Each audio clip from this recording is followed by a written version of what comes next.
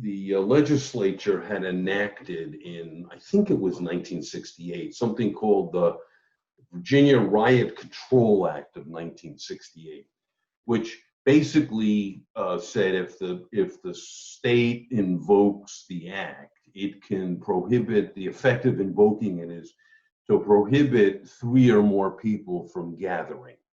And here there were hundreds and hundreds of people gathering.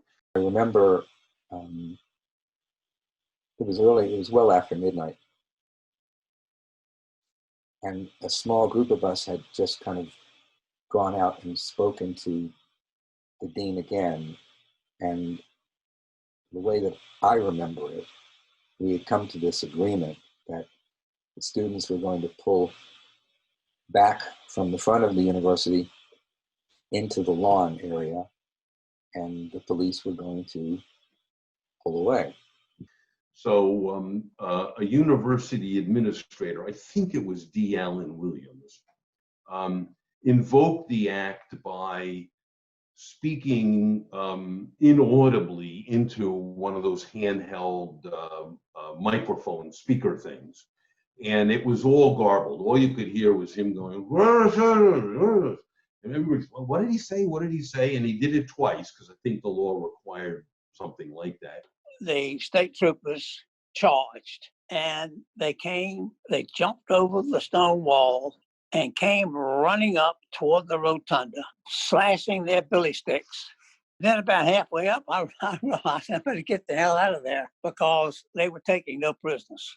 The police suddenly charged the students and started arresting people left and right.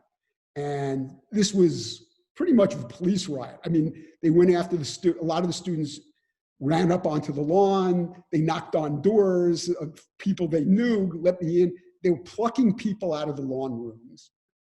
They were going down Mad Lane and Rugby Road, plucking people out of the fraternity house.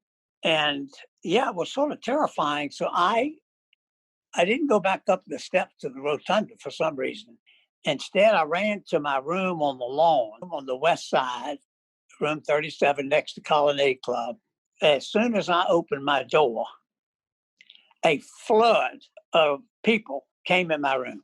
I think a lot of them were students, but I think some were also what we called outside agitators. They were all getting away from the police. I was living in 32 East Lawn. I remember getting my key out of my pocket carefully, because the last thing you want to do is drop it, because it's just envision a complete rush of people running down past the lawn rooms, and got to my lawn room and got the door open and got in, and then, I don't know, 40 or 50 people crammed into the room thereafter, including a couple where much of the body was in the room, but part of the body was out in the arms of a policeman, and it was a bit of a tug of war. And if you could get everybody in the room and get the door shut, then you were safe. One of the things that I remember that the university, in collaboration with the police force and the state police, they would bring these big Mayflower moving vans, gigantic moving vans, and stuff them, arrest students and dump them into the moving vans and take them to jail. I remember calling out for help, and all of a sudden there were 2 policemen in the room, and I'm stuck in the middle, and my friends are holding onto my hands, pulling me back into the room, and the cops have their arms around my waist, pulling me out of the room, which they successfully did. And then one on both sides of me, and they basically dragged me almost through one of the colonnades, you know, those pillars right there on the lawn. And I remember getting a good sized smack on the head. My shirt was ripped, and being dragged all the way across the lawn out to a